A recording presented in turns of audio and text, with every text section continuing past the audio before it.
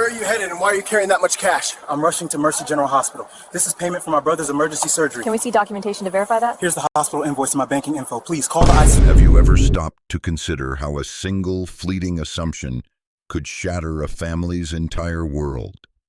We navigate our daily lives trusting that truth, evidence, and common sense will always prevail, especially when the stakes are literally life and death. But what happens when the people sworn to protect those truths are blinded by their own deeply ingrained biases? Before we dive into today's story, ask yourself this. If you were racing against the clock to save the person you love most in this world, and you had all the proof in your hands, would you expect to be treated as a hero or as a criminal? The heavy, rhythmic squeak of a bicycle pedal was the only sound grounding Terrell Jackson to reality. His thighs burned, his lungs pulled in the warm September air like shattered glass, and a steady stream of sweat stung his eyes. He didn't care. The physical pain was nothing compared to the crushing weight in his chest.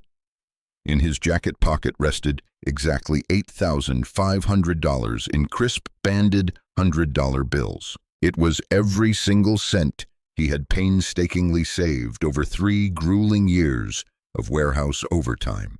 Tightly wrapped around that stack of currency was a pristine white billing invoice from Mercy General Hospital.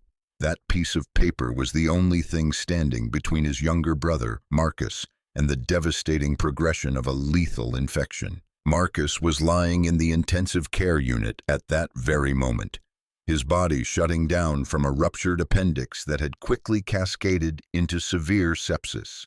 The hospital administration had made their policy abundantly clear. Because Marcus lacked adequate insurance coverage, the surgical team would not operate until the out-of-pocket balance was settled in full. The deadline was rapidly approaching. Surgery was slated for 3 o'clock in the afternoon. It was now approaching 2. When Terrell's reliable old sedan refused to start that morning, the engine turning over with a hollow, mechanical click, he hadn't hesitated. He grabbed his bicycle, knowing the city transit system would be too slow, too unpredictable. He was a man on a singular mission. Terrell was 35 years old, a man forged by discipline and defined by his quiet honor. At 18, he had raised his right hand and sworn an oath to the United States Marine Corps. He had survived 2 grueling combat deployments, navigating the unforgiving deserts and mountainous terrains overseas. He had returned home bearing invisible scars but carrying a chest full of commendations, including a combat action ribbon and a medal for exceptional achievement under fire. Upon returning to civilian life, he didn't ask for handouts.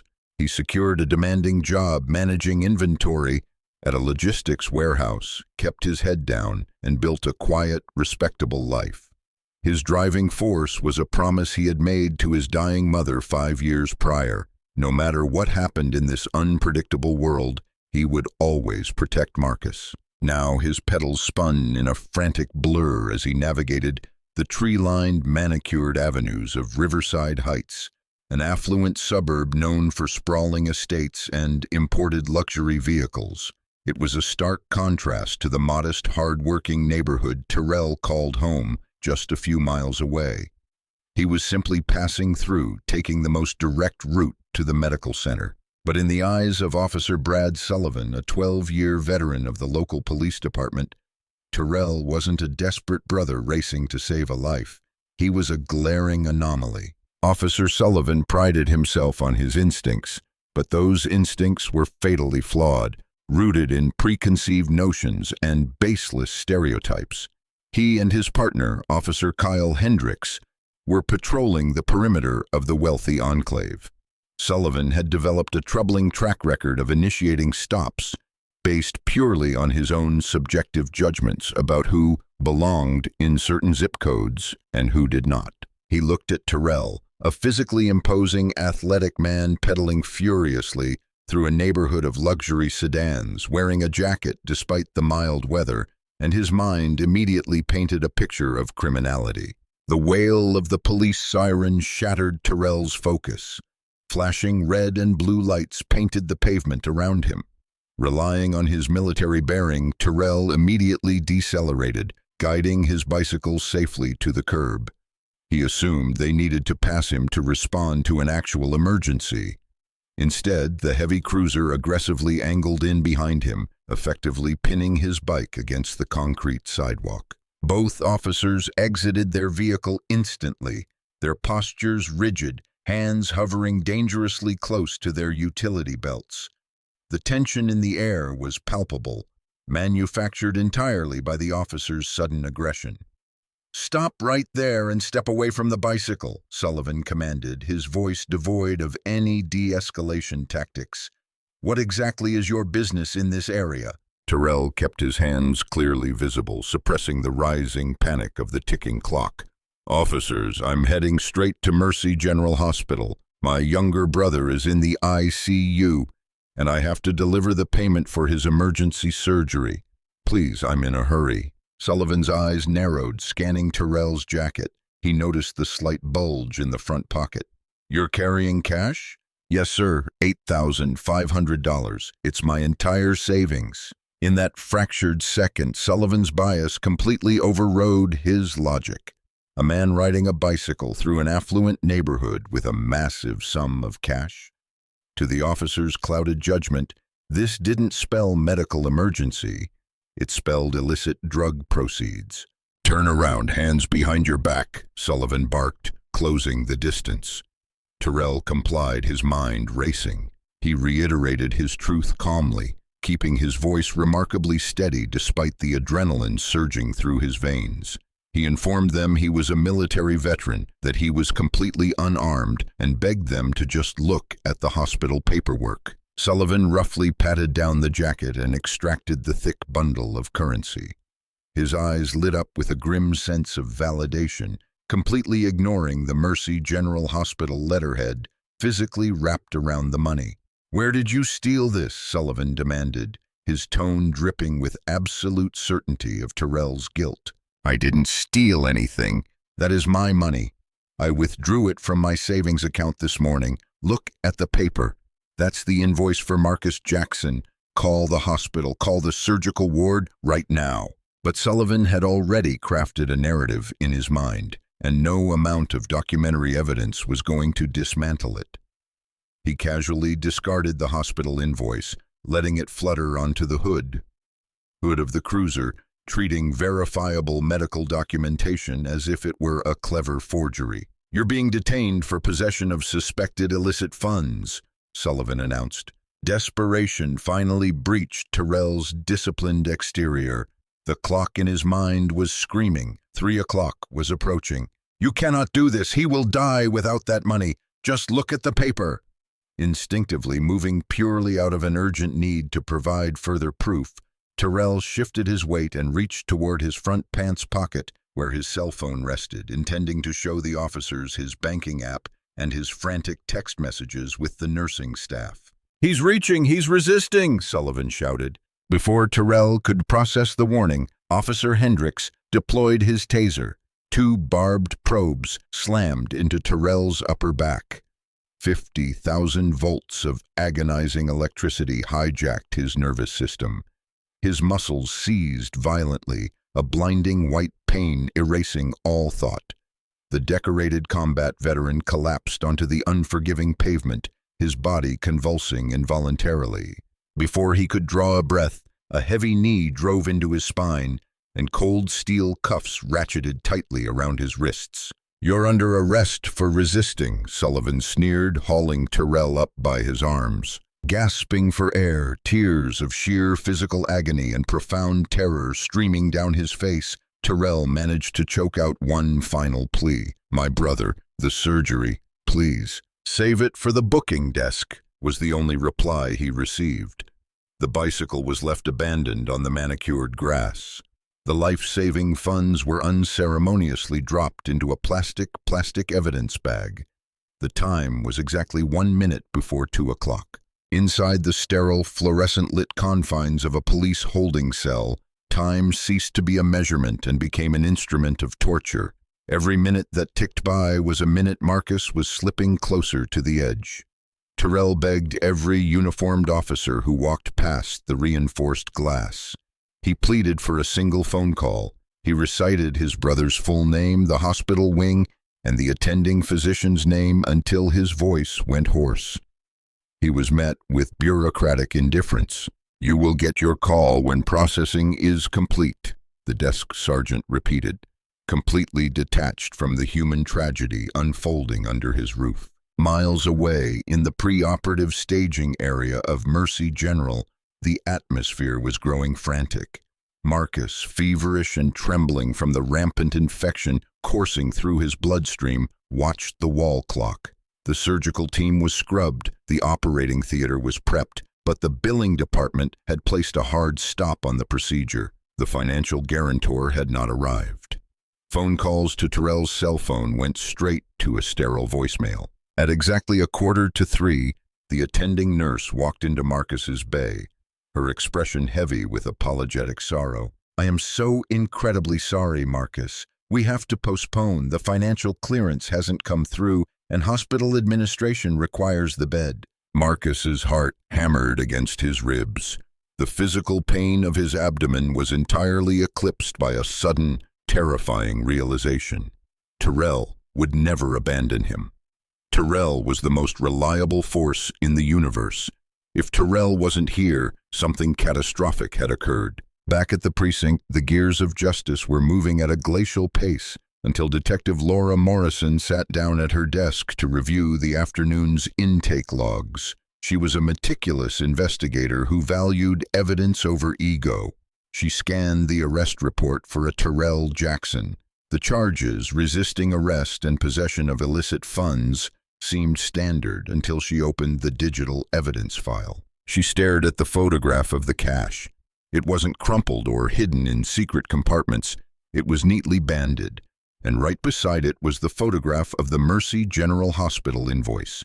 She zoomed in on the document, the name, the procedure, the exact dollar amount required, and the scheduled time, 3 p.m. She checked her watch. It was 3:30. A cold dread washed over the detective. She didn't walk to the holding cells. She sprinted. She bypassed the desk sergeant, demanding the keys. When she pulled the heavy metal door open, she found a man who had faced enemy fire without flinching, completely broken, weeping silently into his chained hands. "Mr. Jackson?" Morrison asked, her voice trembling slightly. "I saw the paperwork. I am calling the hospital right now." She stood in the corridor and dialed the ICU. The conversation was brief and devastating. She slowly lowered the receiver, stepping back into the cell. "They had to cancel the procedure," she whispered, the shame of her uniform heavy on her shoulders. "They rescheduled for tomorrow morning. He is stable, but the delay... I am so deeply sorry. This was a catastrophic misjudgment." Within 20 minutes, Terrell's cuffs were removed. His possessions, including the cash, were returned to him with profound apologies. Morrison didn't just release him, she personally drove him to the hospital, running the sirens the entire way. Terrell sprinted through the sliding glass doors of the ICU, clutching the envelope. When he burst into Marcus's room, his brother was pale, shivering, and hooked to an array of monitors. Terrell collapsed into the bedside chair, gripping Marcus's hand, burying his face in the crisp white sheets, repeatedly sobbing his apologies. But the nightmare was far from over. An hour later, the chief surgeon delivered a grim update. The human body can only fight sepsis for so long before systemic failure begins, the doctor explained, his face drawn. The 24-hour delay in surgical intervention has allowed the bacterial infection to multiply aggressively. We are flooding his system with broad-spectrum antibiotics, but his mortality risk has essentially tripled. What was a highly manageable procedure has now become a deeply precarious fight for survival. A misjudgment, a flawed assumption, a refusal to look at objective evidence. Those factors had taken a controllable medical emergency and turned it into a coin flip for a young man's life. Marcus survived the delayed surgery the following morning, but just barely. His recovery was agonizing, requiring 2 additional weeks in the intensive care unit as his body battled the widespread infection. The physical toll was immense, but the psychological trauma inflicted upon both brothers was indelible. Terrell realized that an apology from a single detective was not enough. The system that allowed an officer to discard medical evidence in favor of dangerous biases needed to be dismantled. He retained one of the most aggressive civil rights attorneys in the state and filed a massive lawsuit against the city, the police department, and the two officers involved. The legal complaint was a masterpiece of constitutional law, alleging unlawful detention, lack of probable cause, excessive use of force, and a reckless endangerment of human life stemming from discriminatory policing practices. During the highly publicized depositions, the arrogance of Officer Sullivan was systematically dismantled. The defense attempted to argue that Sullivan acted reasonably within the context of a high-crime area deterrent, but Terrell's attorney presented the irrefutable data. Internal records revealed that in the past 12 months, Sullivan had conducted nearly 50 stops in that specific affluent neighborhood. Every single stop involved individuals who did not match the demographic aesthetic of the area. Not a single one of those stops resulted in a valid criminal conviction. It was a mathematical absolute. Sullivan was not policing crime, he was policing appearances. The body camera footage became the centerpiece of the trial. The jury watched in stunned silence as a calm, compliant veteran begged an officer to look at a piece of paper only to be electrocuted and mocked while his brother lay dying. They watched Sullivan visually register the hospital bill and mentally discard it because it didn't fit the narrative he had already decided upon. The city realized the impending catastrophe of a jury verdict and moved to settle. The final agreement was a staggering $6.2 million. It provided millions in compensatory damages to Terrell for his physical injuries and psychological distress, and to Marcus for the severe medical endangerment he endured. But more importantly, the settlement forced a seismic shift in departmental policy. Officer Sullivan was immediately terminated and stripped of his law enforcement certification, ensuring he could never wear a badge again. Officer Hendricks faced severe disciplinary action and termination for his failure to intervene and his unjustified deployment of the taser. The department was forced to implement stringent, legally binding protocols regarding the confiscation of large sums of cash, mandating that officers thoroughly investigate and verify all presented documentation before making an arrest. Mandatory, rigorous training on implicit bias and objective evidence evaluation was instituted across the entire force. With his portion of the settlement, Terrell didn't buy a luxury car or move to a sprawling estate. He channeled his pain into purpose. He established a nonprofit foundation designed to provide immediate zero-interest financial assistance to families facing emergency, out-of-pocket medical procedures. He ensured that no one in his community would ever have to choose between their life savings and the life of a loved one. Terrell also became a formidable public speaker, lecturing at law enforcement academies across the nation. He stood before rooms of young cadets, a towering figure of resilience, and challenged their perceptions. When you put on that uniform, you are entrusted with the power of life and death, he would tell them, his voice echoing in the auditoriums. If you allow your preconceived notions to override the evidence right in front of your eyes, you are not protecting the community. You are a danger to it. You must police actions, not appearances, because the moment you judge a book by its cover, you might just be writing the final chapter of someone's life. We often like to believe that justice is a natural byproduct of our society, but stories like Terrell and Marcus Jackson's remind us that justice is not a guarantee. It is a constant, demanding fight. It requires holding those in power accountable to the highest possible standard, and it requires all of us to continually question the assumptions we make about the people around us. If this story resonated with you, if it made you question how easily a life can be derailed by an unfounded judgment, please share this video. Drop your thoughts in the comments below.